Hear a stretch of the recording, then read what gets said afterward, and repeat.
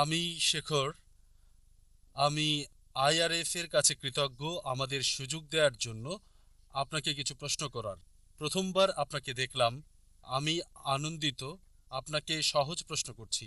আমি একজন ব্যবসায়ী। আমার একটা আমার শখ হলো ধর্ম পাঠ করা। এগুলোর মধ্যে অবশ্যই কোরআন একটা। আর আমার প্রশ্নটা হচ্ছে খুবই সহজ, যেমন আমি জানতে চাই, আপনি আয়েশা সম্পর্কে যা বলেছেন খুবই সুন্দর, খুবই চমৎকার বিষয় আপনি বলেছেন। তাই আমার প্রশ্ন খুব সহজ আর ছোট করে বলছি। আর আমি আশা করছি ক্রস প্রশ্ন করার সুযোগ পাবো সমস্যা আপনার নেই, উত্তরের পর। বলেন। ধন্যবাদ।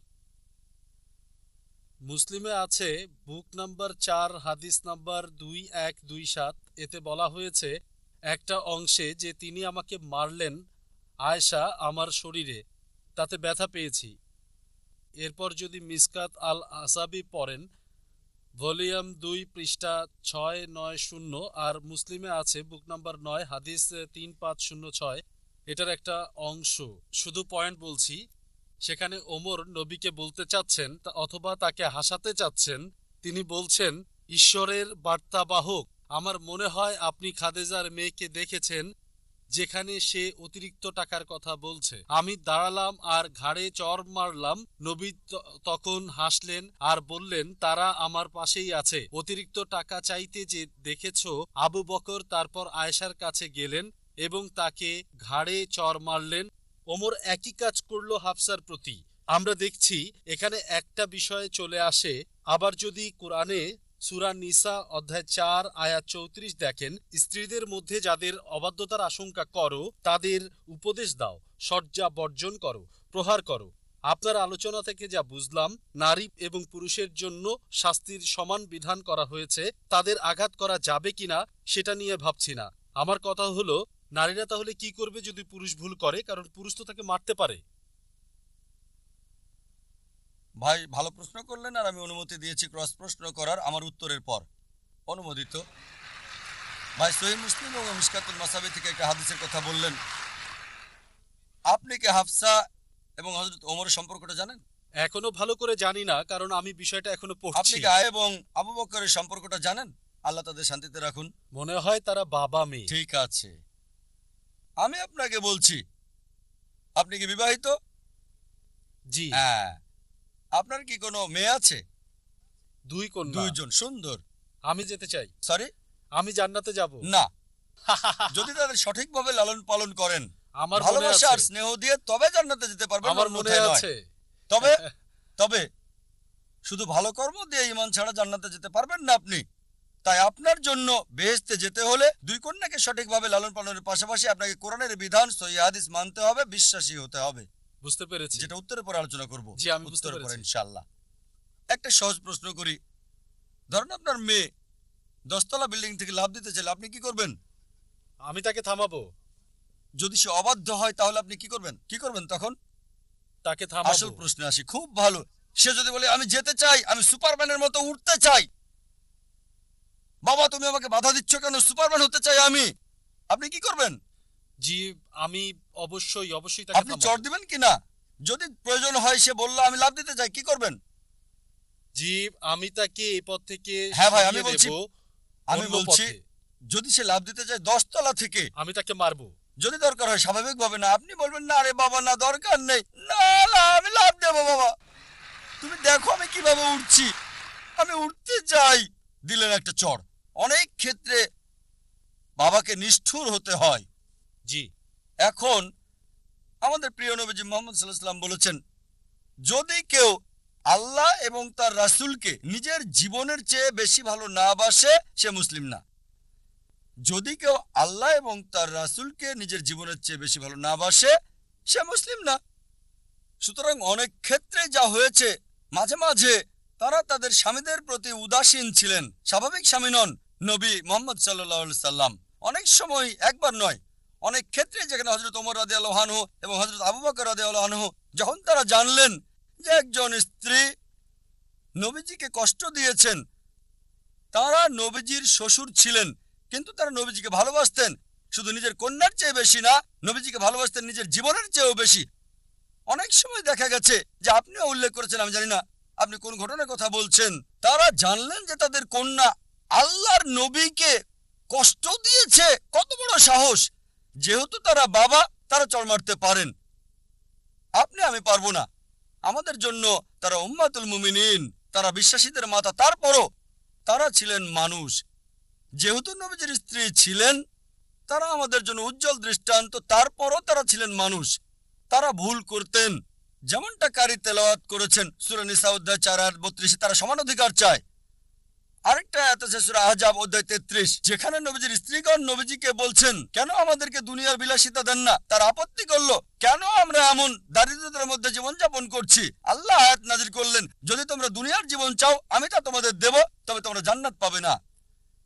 কোরআনের এই আয়াত বলছে আমি তোমাদের মুক্ত করে দেব। তার মানে যদি তোমরা চাও আমি তোমাদের মুক্ত করে দেব। এমন না যে ডিভোর্স দিয়েছিলেন। তোমরা এই পৃথিবীর বিলাসিতা পেতে পারো, তবে আখিরাতে জান্নাত পাবে না। তারপর নবীজির স্ত্রীগণ অনুতপ্ত হলেন আর ক্ষমা চাইলেন, আল্লাহ তাদের ক্ষমা করলেন। সুতরাং এখানেও এটার প্রসঙ্গ রয়েছে। আর উপর থেকে লাভ দেওয়ার চেয়ে নবীজির বিরুদ্ধে যাওয়া আরো খারাপ। উপর থেকে লাভ দিলে আপনার মেয়ে মারা যাবে, এইটুকুই ঠিক, কিন্তু নবীজির বিরুদ্ধে যাওয়া আরো খারাপ। উত্তরটা পেয়েছেন? স্যার, আমার প্রশ্ন এখনো রয়ে গেছে, আমি আপনার কথা আমি বুঝতে উত্তর পারছি। এখনো শেষ করিনি। ঠিক আছে, আপনি প্রশ্ন করেন, সমস্যা নেই। আমার প্রশ্নটা খুবই সাধারণ। আমি এখনো উত্তরটা শেষ করিনি ভাই। ঠিক আছে। আপনার প্রশ্ন ছিল দুটো অংশে। তারপর আপনি কোরআনের আয়াতের উদ্ধৃতি দিলেন সূরা নিসা অধ্যায় 4 আয়াত 34। তারপর বললেন স্ত্রীকে আঘাত করার কথা। আমি শেষ করতে চাই আগের উত্তরটা, তা না হলে আপনি বলবেন জাকির অর্ধেক উত্তর দিয়েছে। আমি আপনার একটা অংশের উত্তর দিয়েছি। এরপর দ্বিতীয় অংশ হলো সূরা নিসা অধ্যায় 4 আয়াত 34। ঠিক পরের আয়াতটা যেটা কারি তেলাওয়াত করেছেন, তাতে বলা হয়েছে الرجال قوامون على النساء পুরুষ হলো নারীদের রক্ষাকারী। আয়াতটা বলছে যদি তারা অবাধ্য হয়, তারা অনুগত না হয়, তাহলে কথা বলবে না। তারপর শয্যা ত্যাগ করো। তবে তারপর আরবি শব্দ দারাবা, অর্থাৎ মৃদু প্রহার। তার মানে তাকে হালকা প্রহার করো, দারাবা। ইবনে আব্বাস রাদিয়াল্লাহু আনহু বলেছেন, যখন স্ত্রীকে আঘাত করবে মুখে আঘাত করবে না, পয়েন্ট নাম্বার 1। পয়েন্ট নাম্বার 2, যখন স্ত্রীকে আঘাত করবে শরীরে যেন দাগ না পড়ে। আর তিনি উদাহরণ দিলেন মেসওয়াক দিয়ে আঘাত করার। মেসওয়াক মানে টুথব্রাশ। আর এখন আমি বলবো রুমাল দিয়ে আঘাতের কথা। যদি আপনার স্ত্রীকে রুমাল দিয়ে আঘাত করেন, এটা রূপক, এটা প্রহার করা না। প্রহার করা ইসলামে অনুমোদিত নয়। স্ত্রীকে প্রহার করা মানে মুখে আঘাত করা, এত জোরে আঘাত করা যাতে শরীরে চিহ্ন থেকে যায়, আর 1 সপ্তাহ বা 2 সপ্তাহ সেটা তার মনে থাকবে। ইসলামে এভাবে স্ত্রীকে প্রহার করা নিষিদ্ধ। দারাবা হলো মৃদুভাবে আঘাত করা। তার মানে প্রথমে বলো ভুলের কথা, উপদেশ দাও, শয্যা ত্যাগ করো, সংকেত দাও, শেষ সংকেত মৃদুভাবে প্রহার করো। এখন যা বললাম, যে কোনো অপরাধের জন্য শাস্তি একই। শাস্তি একই। মৃদুভাবে আঘাত করাটা শাস্তি না, সতর্ক করা। আপনি কি উল্টোটা করবেন? মেয়ে কি বাবাকে মারতে পারে? আপনার মেয়ে যদি চড় মারে আপনি পছন্দ করবেন? না। কেন? সমান। কারণ হচ্ছে, আগে শেষ করতে দেন। আপনি সমতার কথা বলছেন, মেয়ে আপনাকে চড় মারলে আপনি পছন্দ করবেন? না। না।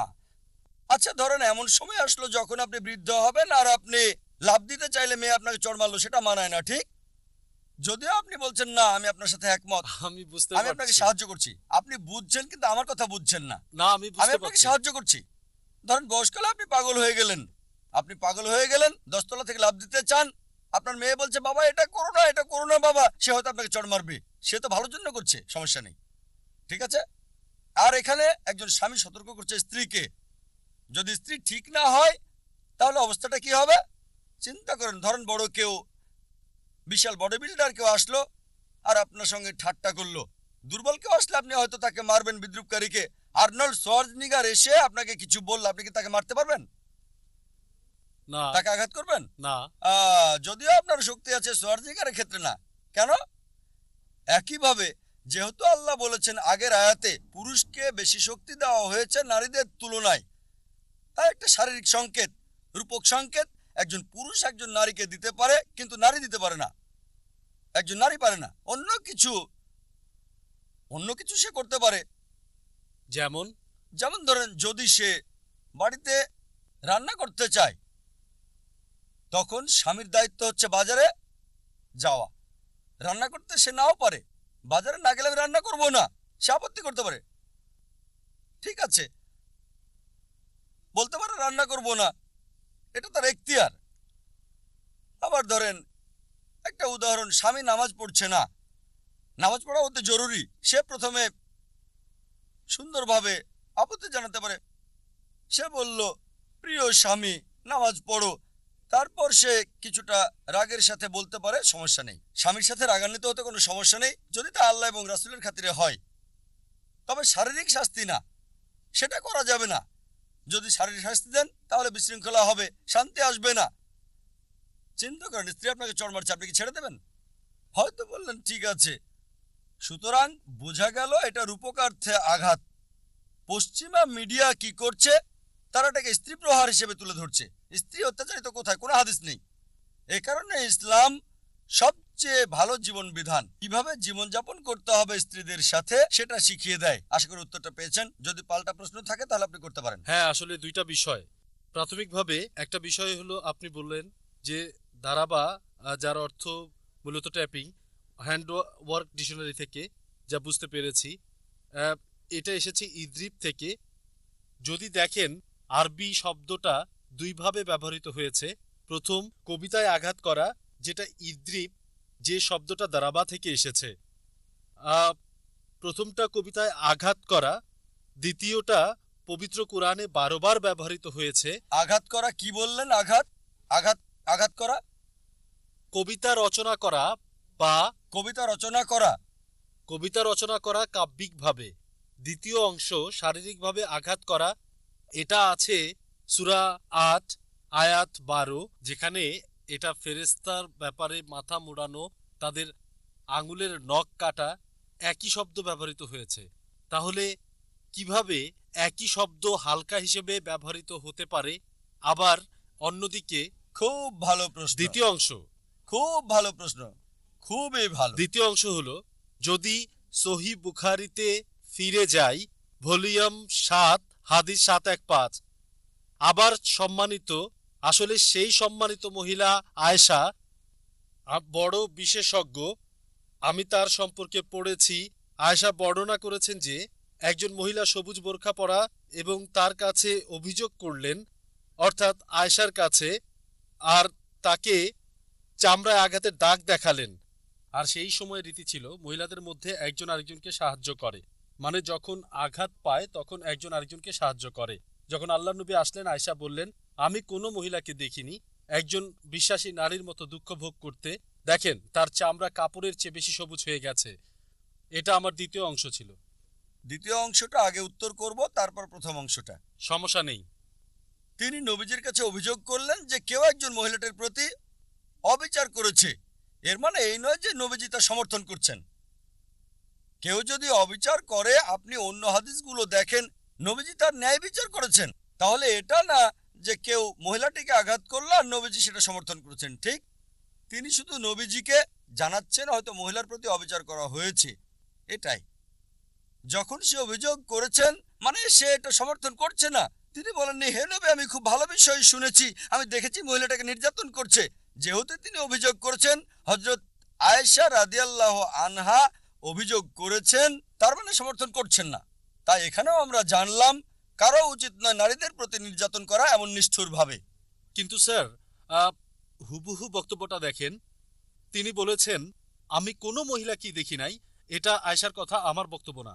আমি এমন কোনো মহিলাকে দেখি নাই দুঃখ ভোগ করতে যতটা বিশ্বাসী মহিলা করে। সুতরাং আমরা দেখি মুহাম্মদের সময়ও মহিলারা ছিলেন খুবই খারাপ অবস্থায়, খুবই খারাপ অবস্থায়। যদিও দেখবেন এমন হাদিস আছে, বলা হয়েছে, আমি এমন কোন ব্যক্তিকে দেখি নাই অত্যাচারিত বিশ্বাসী বেলালের মতো। তার সমস্যা কি ছিল? তার মালিক শাস্তি দিয়েছিল, বলেছিল ঈশ্বর এক, এ কথা বলো না, তাহলে মুক্তি পাবে। হযরত বেলাল রাদিয়াল্লাহু আনহু তখন ওই অবস্থায় মৃত্যু মেনে নিতে প্রস্তুত। বললেন, আমি আল্লাহকে অস্বীকার করব না, আমি বলে যাব লা ইলাহা ইল্লাল্লাহ মুহাম্মাদুর রাসূলুল্লাহ, কোনো ঈশ্বর নেই আল্লাহ ছাড়া, নবী মুহাম্মদ আল্লাহর রাসূল। তিনি অত্যাচার সহ্য করেছেন।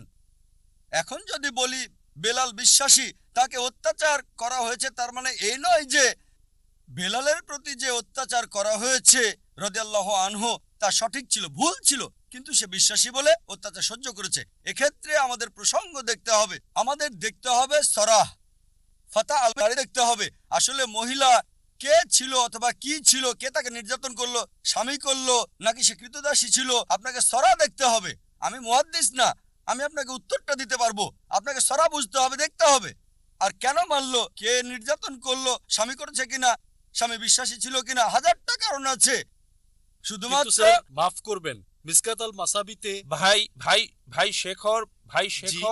আমার কথা শুনুন। অনেক দর্শক অপেক্ষা করছে মাইকের পাশে।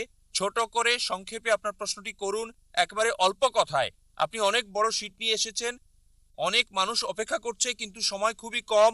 আর সবকিছু এখানে সম্ভব না এভাবে চালিয়ে যাওয়া।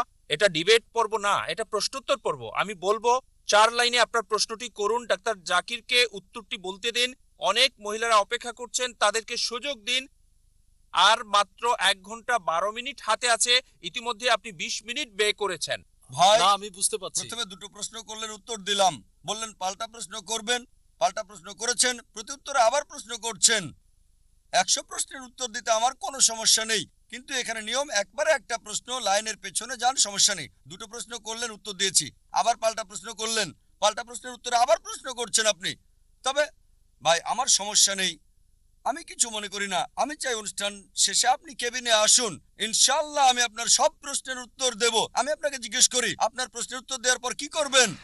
হযরত আয়েশা যে ধর্মে বিশ্বাস করতেন, আপনি কি সেটা করবেন? হ্যাঁ কি না? আমি আপনার সব প্রশ্নের উত্তর দেব। একটা প্রশ্ন না, আপনার সাথে অনেকক্ষণ কথা বলতে হবে। আমি সবগুলোর উত্তর দেবো ইনশাআল্লাহ। কয়টা আছে? 10টা, 20টা, 50টা, 100টা, কতগুলো? আচ্ছা আপনাকে বলবো, আনুমানিক কতগুলো? অনেকগুলো প্রশ্ন আছে কতগুলো? আপনার কাছে। 10, 20, 100, 1000, 10,000, কতগুলো? এখন কি প্রশ্নগুলো আপনার মনে আছে? হ্যাঁ আছে, কতগুলো? 10, 20, 30, কতগুলো আছে? সম্ভবত কিছু হবে, কিছু কয়টা? 5টা না 10টা? আনুমানিক বলতে পারবো না, হয়তো 100টা হবে। আপনার 100 প্রশ্ন। ভাই, অনুষ্ঠানের শেষে আমরা বসবো, ঠিক আছে? সব প্রশ্ন লিখে রাখেন, ইনশাআল্লাহ ইনশাআল্লাহ চেষ্টা করব এবং সবগুলোর উত্তর দেব। ঠিক আছে। আপনাকে অনুরোধ করছি, সারা রাত আমরা আলোচনা করব, আমার সমস্যা নেই। আপনি সত্য অনুসন্ধানকারী, আমিও সত্য উদ্ঘাটনকারী। আমার কাজ সত্যকে উন্মোচন করা।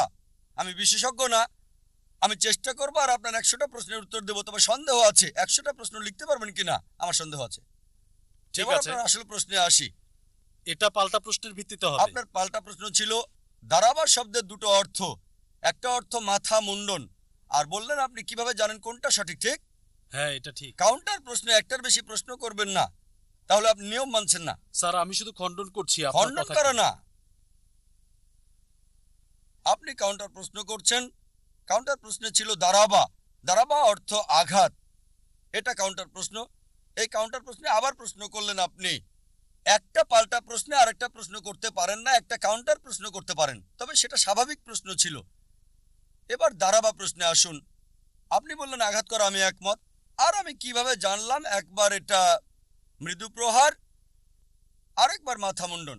কোরআনের আয়াত দেখেন, বলা হয়েছে সূরা মারিয়াম অধ্যায় 19 আয়াত 47। মারিয়াম আলাইহিসসালাম তিনি বললেন, যখন ফেরেশতা জিব্রাইল বলল তোমার পুত্র সন্তান হবে, তিনি বললেন কিভাবে তা সম্ভব যখন কোনো পুরুষ আমাকে স্পর্শ করেনি? কিভাবে আমার পুত্র হবে যখন কোনো পুরুষ আমাকে স্পর্শ করেনি? এখন যদি লগা দেখেন, হ্যান্ডওয়ার্ক ডিকশনারি ঠিক আছে। বা লেন্স, মনে হয় আপনি অনেক ডিকশনারি পড়েন, ইন্টারনেটে পাবেন। এটা কঠিন না, নেটে যান, টাইপ করুন, শত প্রশ্ন পাবেন ইসলামের বিরুদ্ধে। 100টা না 1000টা পাবেন, খুব সহজ, কোনো গবেষণা ছাড়াই। গবেষণা করলে আপনি জানবেন কে কার বাবা ছিল, কে কার স্বামী, কে কার মা, সব কিছু। কিন্তু নেটে যাবেন, আপনি সহজে পাবেন। এখন আরবি শব্দ মাসা, এর দুটো অর্থ আছে, শারীরিক স্পর্শ আর একটা সহবাস। তাই যখন মারিয়াম আলাইহিসসালাম বললেন কিভাবে আমার সন্তান হবে যখন কোনো পুরুষ স্পর্শ করেনি, তার মানে এটা শারীরিক স্পর্শ না, এর মানে হচ্ছে সহবাস। ঠিক? হ্যাঁ একইভাবে অনেক আয়াত আছে কোরআনে, যখন 2-3টা অর্থ থাকে সবগুলোই সঠিক হতে পারে, আবার একটাও হতে পারে। সঠিকটা জানার জন্য হাদিস পড়তে হবে। হাদিস কোরআনের আয়াতের ব্যাখ্যা। ঠিক?